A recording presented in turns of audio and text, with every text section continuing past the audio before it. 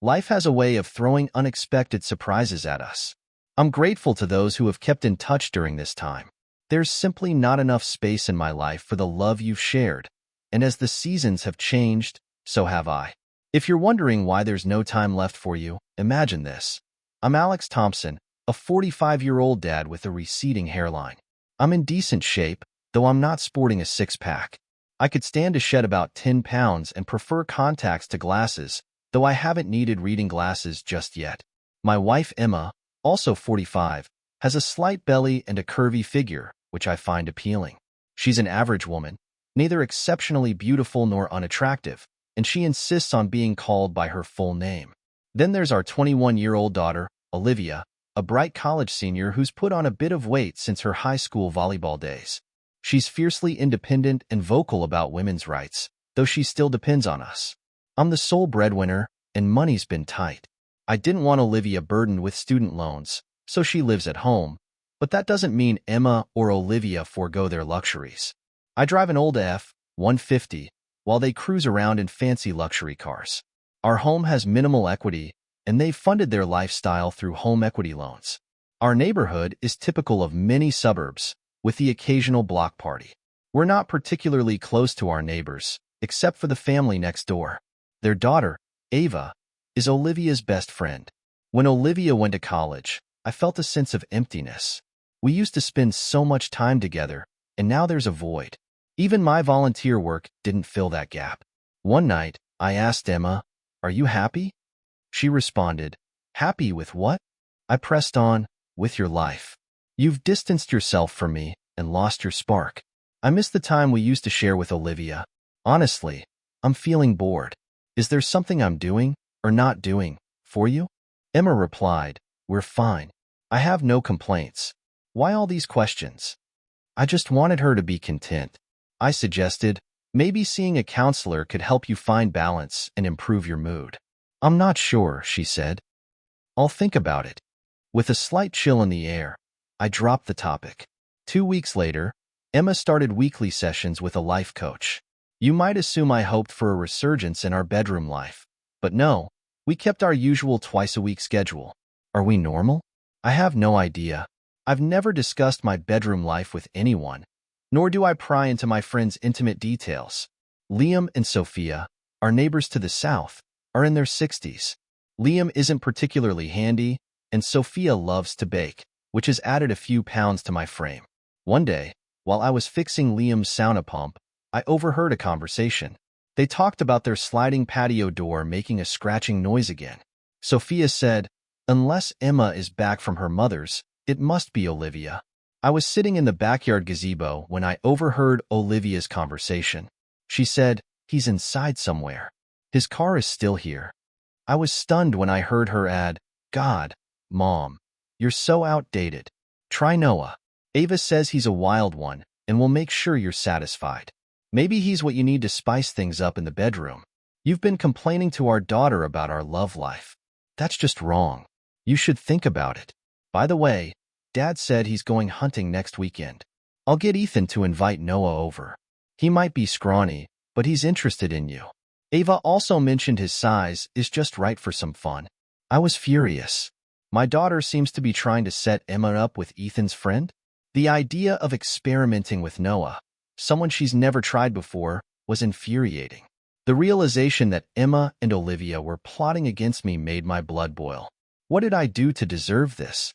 I was so angry that I almost injured myself fixing that frustrating pump. The week was miserable at home.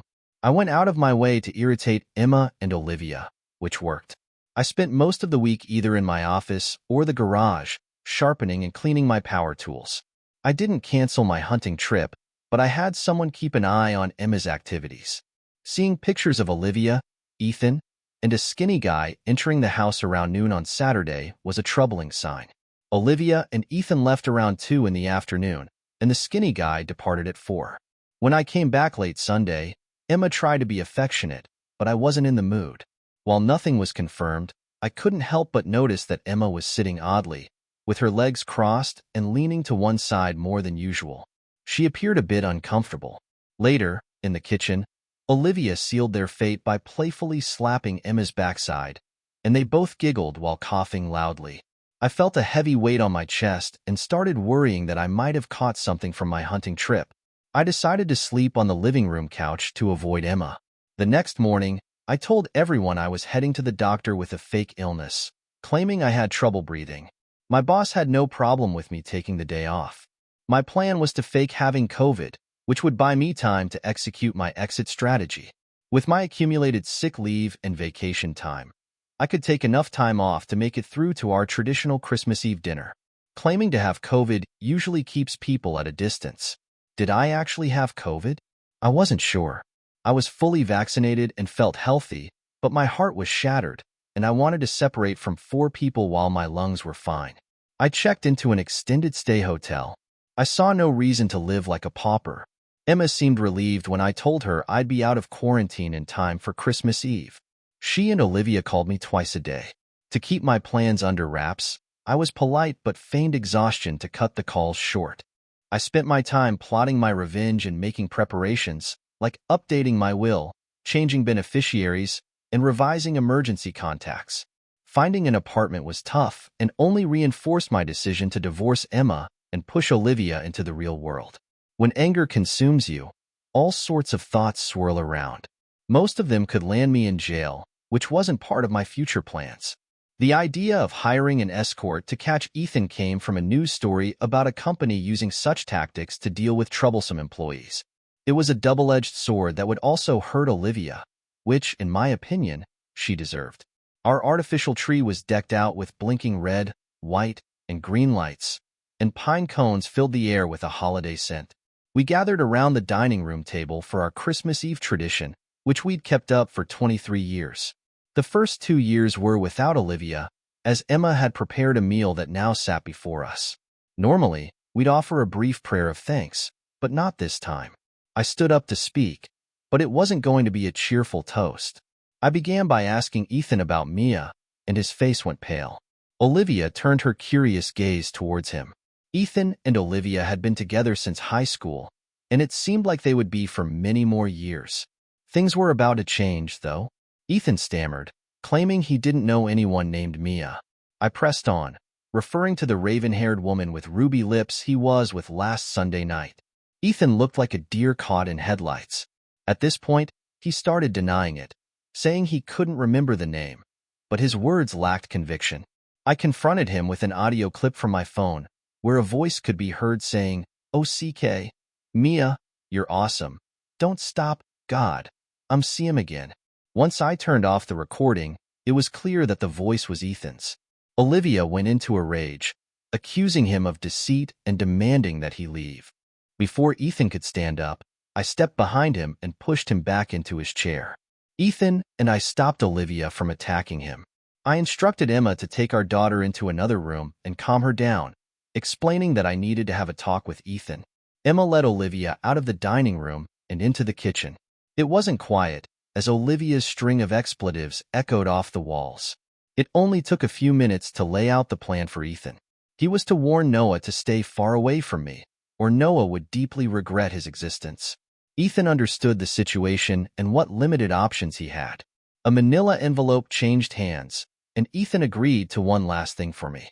I called out to the kitchen, asking Emma and Olivia to come back in. They both looked shocked and tearful. I then explained how I got the recording. "Ethan, her name isn't Mia, and I don't know her real name. She's an expensive escort I hired to seduce you and record the encounter." I also mentioned that there was a video if they wanted to see it. Olivia's voice cut through the tension like a knife. "Daddy, what the hell? You hired her?" I nodded solemnly, admitting, "Yes, sweetie, I did. How does it feel to be betrayed, to have a knife stuck in your back?" Emma made a tiny noise, causing Olivia's gaze to flicker briefly toward her mother before darting away. The sight of both women, now in tears, was almost unbearable. "Ethan, do you have anything to say?" I asked, grabbing my phone and switching to video mode. Ethan rose from his seat, took the folder that had been lying in front of him, and faced Emma. "Emma Thompson, you've been served," he announced. As he handed the folder to her, I watched, my heart pounding. I couldn't decide if Emma was about to faint or throw up. The shock of the moment was palpable, and she'd likely be struggling with one of those reactions once she managed to regain her composure. The artificial Christmas trees, pine cones, and twinkling lights seemed utterly insignificant compared to the weight of Ethan delivering the divorce papers. With Olivia and Emma retreating to the master bedroom for solace, I took charge outside. Olivia's Audi, a graduation gift that had meant so much to her, was carefully loaded onto a transport carrier and driven away. Her belongings were left in a trash bag on the front porch, a stark contrast to the luxury she was used to. Emma's BMW followed soon after. The difference was striking. Her possessions were moved into a beat-up 23-year-old sedan, a symbol of the 23 years we had spent together. My lawyer had been clear that I still needed to provide transportation for Emma, but I was determined to make a statement. With all our credit cards paid off and canceled, I took the additional step of canceling both of Olivia's cards, as I was the co-signer. I took another swig of bourbon, letting the warmth settle as I made the necessary changes. Their cell phones were canceled as well. Emma received a basic phone with minimal talk time and texting capabilities, while Olivia got to keep her iPhone, fully equipped with all its features and apps. I headed to the garage and quickly planted a "for sale" sign in the front yard with a few firm hits of my hammer. Although I couldn't sell the house outright yet, since Emma's name was still on the title, I wanted her to see a glimpse of what lay ahead for us. Instead of joining the Christmas music playing by the tree in the living room, I retreated to the basement. The darkness was strangely comforting, especially as I heard the commotion and chaos unfolding above me. As Emma and Olivia realized that none of their belongings were functioning, their frustration was palpable. They hurled some less-than-Christian names my way, which were mild compared to the expletives I had been shouting in my empty hotel room while preparing for this day. They wondered aloud if I had gone for a walk, noticing my car was still at home but theirs was missing. They speculated that I might have taken it, but couldn't understand how I could be driving both. They questioned the unfamiliar car now parked in front of the house. With their phones dead, they assumed I must have canceled their service and decided to see if Sophia, our neighbor, would let them use her phone. The calm that settled over the house was a tactical mistake. I had locked the entry doors, leaving them outside without any means of communication or access to their money. They had left their purses inside, so they had no identification on them. I felt no remorse as I shredded their driver's licenses. It might have been petty, but I was sure it would add to their discomfort as they tried to pick up the pieces of their disrupted lives. I refilled my shot glass and turned on the television, catching a few minutes of a cheesy feel-good special that seemed to mock my situation. The contrast between the heartwarming story on screen and my own circumstances couldn't have been more stark. Silence, for the moment, seemed like the best option. When Emma and Olivia returned, the clamor at the front door was almost deafening. It was then that Olivia, whom I had emotionally disowned, noticed the trash bag on the porch. Her voice was filled with shock and outrage. "Oh my God, this is everything I had in my car. Daddy got rid of my car." Emma, still in disbelief, retorted, "He wouldn't do that. It's just not something he would do."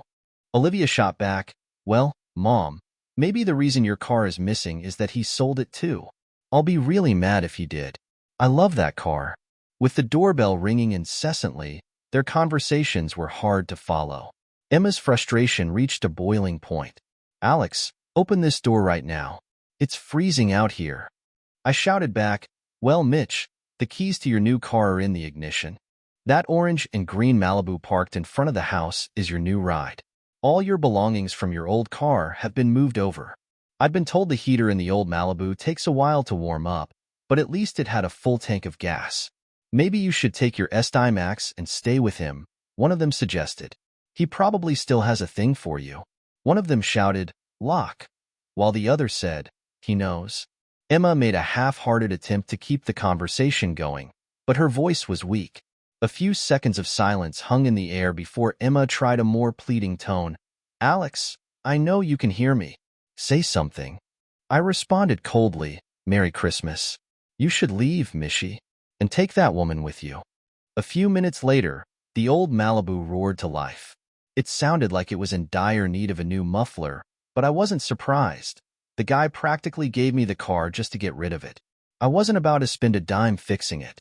Without any further fanfare, The two traders drove off into the night. It had been ages since I'd heard about anyone dying from carbon monoxide poisoning due to a faulty muffler, but who knows, maybe I'd get lucky. Probably not, though. About an hour later, I saw my father-in-law's phone number lighting up my cell. We'd never been close, but we managed to tolerate each other. After pondering for a moment, I let the call go to voicemail. Hey Alex, I've got a couple of upset women here. Thought you might be able to shed some light on the situation. Call me. By the way, Merry Christmas. I muted my phone and took a sip of spiked eggnog, slowly coming down from the adrenaline high. The blinking lights of the fake tree were hypnotic, and they eventually lulled me to sleep. On this cold Christmas morning, the sun was shining brightly. The dishes from dinner were still on the table, but the microwave did a decent job reheating my ham and cheesy potatoes. Ham and cheesy potatoes are good any time of year. There were gifts waiting to be opened, but Santa had left me nothing. Those gifts under the tree were meant to be opened after dinner. Did anyone even notice? I hadn't given a single gift to any of them, and I didn't bother opening theirs. Instead, I gathered up my most cherished belongings. I intentionally left out any family photos. Any that I had come across were now scattered on the floor. It took Emma a few days to track me down at my hotel. By then, the sun had set and a bitter breeze was in the air. When I answered the door, I'd left the latch on. I half expected another sales pitch for poinsettias or a youth sports team, but instead, it was Emma, looking pale and stripped of her usual makeup and styled hair. Alex, please don't close the door, she pleaded. I didn't shut it, but replied, What do you want, Mishy? She asked for a chance to explain and requested to come in. I firmly responded, No. She persisted, Please, Alex. Your neighbors don't need to hear this. I shot back. What part of no don't you understand? I'd be happy to explain it to you. Emma sighed deeply and began, Okay, let me start by saying how sorry I am. I can't explain my actions. I cut her off. What actions are you talking about? Emma tried to soften her tone. Alex, not out here. Let me come in and talk about it. She hesitated and then revealed softly, I had something going on with Noah. My reaction was immediate. You had something with Noah? Well, isn't that just wonderful? Her eyes widened as I continued. You didn't know? She admitted, I suspected, but now it's confirmed. I was unyielding. Actions have consequences. Wait, you were planning to divorce me without any proof? She responded, Guessed right, didn't I? Have you found an attorney yet? I replied, I'm working on it, but we don't need a divorce. I'll do anything you want to save our marriage. I shot back, a little late for that. Why didn't you decide to do anything to save our marriage a month ago? I know why. It's because you're selfish and think you're above consequences. You thought you could do whatever you wanted without repercussions, didn't you? Tell me immediately. A day later? A week later? How many others have there been? Emma recoiled from the venom in my voice. That was the only time. You have to believe me. One stupid decision shouldn't doom our marriage, she pleaded. I pressed further. Which stupid decision? I count many. Planning to cheat might get you a reprieve, but cheating is a deal breaker. Hiding your cheating ensured no chance of reconciliation.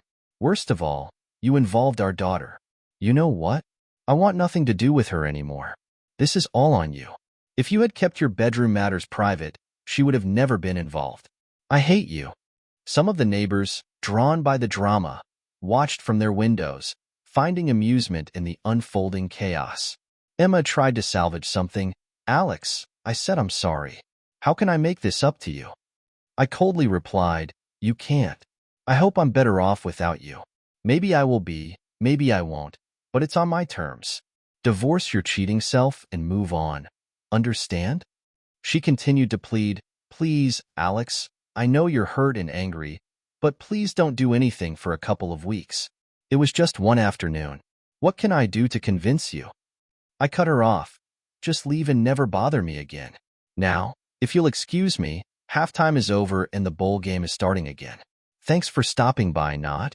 I closed the door firmly behind her, signaling that the conversation was over. Emma's soft, persistent knocking and muffled pleas were swallowed by the noise-canceling headphones I had on. It was hard to gauge how long she stayed outside, but she was gone by morning. 11 months later, I found myself alone in my one-bedroom apartment, continuing the Christmas Eve tradition by myself, a choice I made deliberately. I had prepared a simple meal, a far cry from the elaborate feasts of years past. It was something I'd cooked myself, a modest affair after months of practice in the kitchen. They say you get stabbed in the back, but for me, it felt more like my heart, ego, and confidence had been shattered. I had to rebuild from the wreckage, but my self-respect remained intact. Many nights, I wondered if I'd overreacted, if there was some way to have salvaged something from the ruins. But deep down, I knew I hadn't. I had become disposable to them, so I walked away. Case closed. The limbo of divorce left me feeling defeated. The once familiar rhythms of my life had been upended, and I found myself struggling to adapt. I was often irritable, snapping at colleagues and friends. My boss had to reprimand me more than once for my uncharacteristic outbursts. Over time, I withdrew from social life, becoming something of a recluse. My coworkers learned to keep their distance, and I focused on my job with an almost obsessive diligence. I skipped company parties and avoided social gatherings. Friends tried to set me up on dates, but I turned them down one by one, until they eventually stopped calling. My self-pity seemed never-ending. In an attempt to regain some control over my life, I took up running. The sight of my earbuds and the rhythmic pounding of my feet on the pavement became a sanctuary. People seemed to respect my boundaries, avoiding me as I navigated my new solitary existence. Running also helped me shed some of the weight I had put on from months of comfort eating. In the process of rediscovering my physical self was a small consolation. Occasionally, a coworker would compliment my appearance, but these gestures rarely went beyond superficial pleasantries. The divorce proceedings stretched on for 9 long months. The house sold quickly, but instead of monthly support, Emma received a substantial share of the proceeds from the sale. Olivia and Ethan went their separate ways, with Ethan blaming me for setting him up with Mia. It was always someone else's fault. His inability to stay faithful was now my doing. He was weak, like many men his age, easily led astray by a seductive woman. As for Olivia, she left me angry voicemails, her frustration palpable. I never returned her calls. Maybe someday I'd answer, but I wouldn't bet on it. I neither received an invitation nor attended her graduation.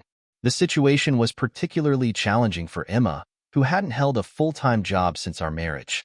My attorney had managed to delay the financial matters as long as possible.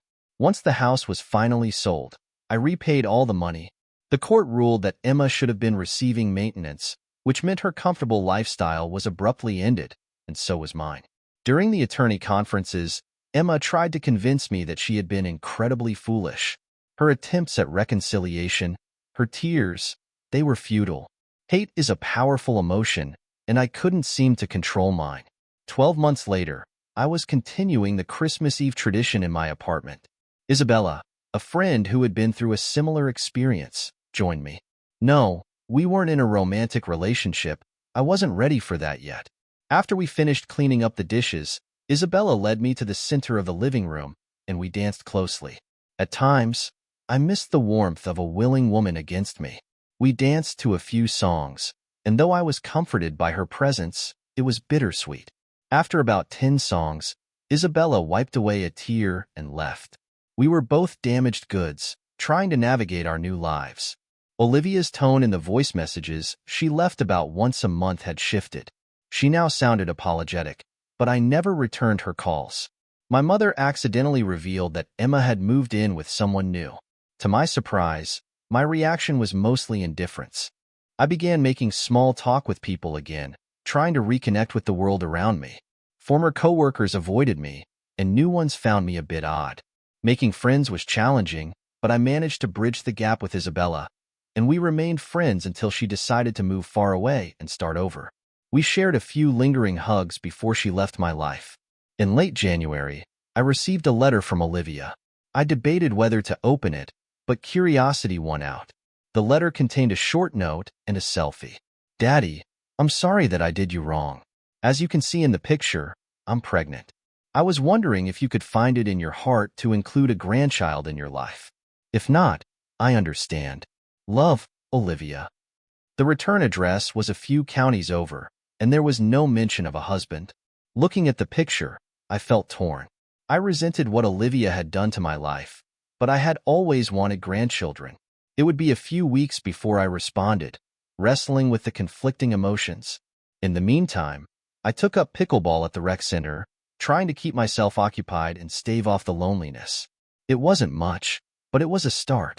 It provided a small distraction from the weight of my past and a tentative step toward rebuilding a new, solitary life.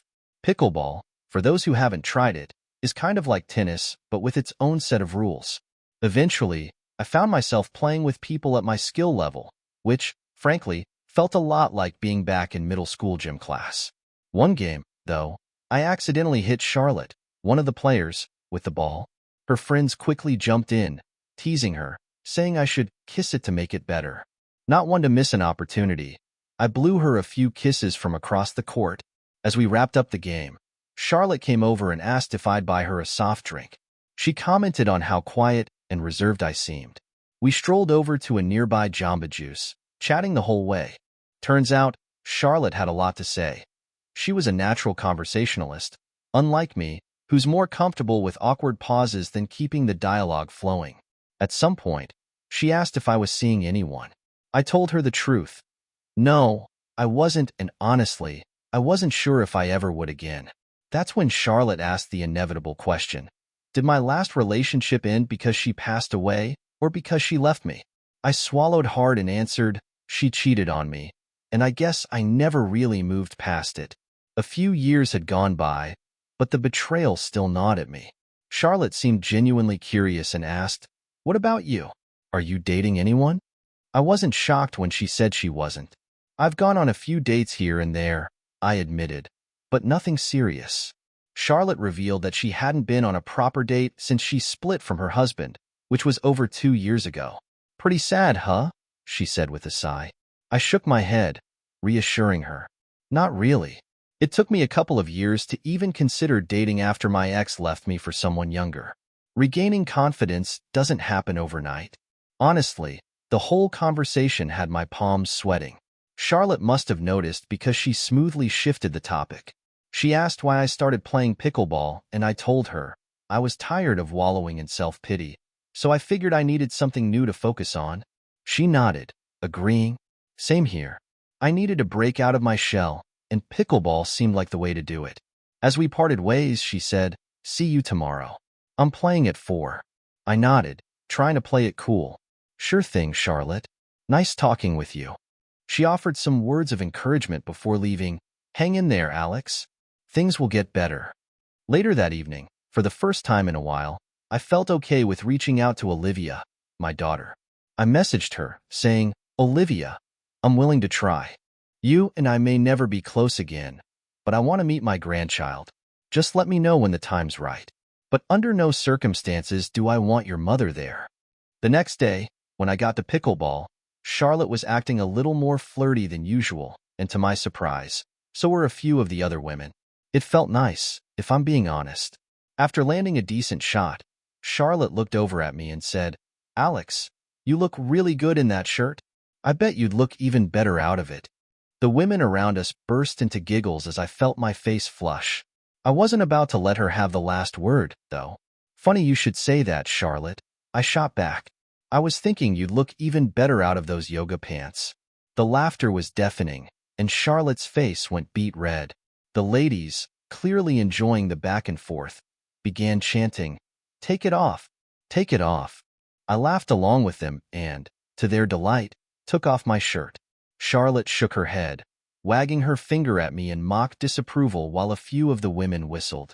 As I put my shirt back on, Charlotte mouthed, "You're terrible," with a playful grin. I blew her another kiss in response. After the games, there was more playful teasing among the women, with one joking about how everyone looked better out of their yoga pants. Charlotte, waiting for her chance, eventually asked if I'd grab another soft drink with her. "I was just about to ask you," I said with a smile. Charlotte laughed and teased, "So, you're proud of that yoga pants line, huh?" We grabbed our drinks and talked some more. Gathering the courage, I finally asked her out to dinner and a movie, worried she might turn me down.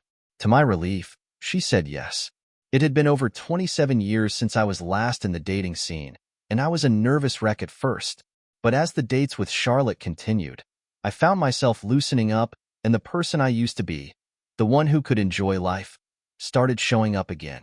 After several dinners together, Charlotte invited me to spend the night. One evening, out of nowhere, Charlotte asked me who I thought of when we were intimate. That question hit me like a ton of bricks. I had to stop and take it in. Honestly, I replied, I think of you. You're like a reflection of myself in a lot of ways. Our connection deepened from there, and before long, Charlotte introduced me to her family and grandkids. It was awkward at first, no doubt, because they were protective of her. But over time, they warmed up to me. By early June, Charlotte and I had grown close enough that we were celebrating our relationship more openly. One night, while cuddling, she hinted at something more. I realized what she meant and, at that moment, shared the news with her that Olivia had just given birth to a baby girl. Our passion that evening flared briefly, and then we spent the rest of the night together. The next day, I sent Olivia a bouquet of flowers to congratulate her on becoming a mother. A day later, I received a heartfelt letter from Olivia, apologizing and expressing a desire to reconnect. She spoke of the lessons she'd learned, how much she'd changed, and her hopes for us to be a family again. She even mentioned her daughter, Amelia. I shared the letter with Charlotte, who found it genuine and asked me what I planned to do. I told her I was torn, unsure of how it might affect what we had. Charlotte, ever the voice of reason, embraced me and gently said, Alex, you need to let go of the past if you want us to move forward. With Charlotte's encouragement, I went to Olivia's apartment, unannounced. When she opened the door, we shared a warm, tearful embrace. Holding my granddaughter for the first time brought back memories, those tiny hands and feet, so delicate and new. Charlotte, being Charlotte, brought up Olivia's relationship with Amelia's father, and Olivia explained that he wasn't ready to commit. We kept our distance that night, but before we left, Charlotte nudged me to express my love to Olivia. I turned back, hugged her tight, and said, I still love you. 6 months later, we celebrated Christmas Eve together at my apartment, with Charlotte, Olivia, and me all taking turns holding little Amelia. I offered a prayer, and we enjoyed a quiet, joyful meal, exchanging gifts. Charlotte and I spent the night at her house, marking a new chapter in our lives. A year later, we found ourselves celebrating Christmas Eve at Charlotte's place, and as I looked around, I realized I had finally found peace with where my life had ended up.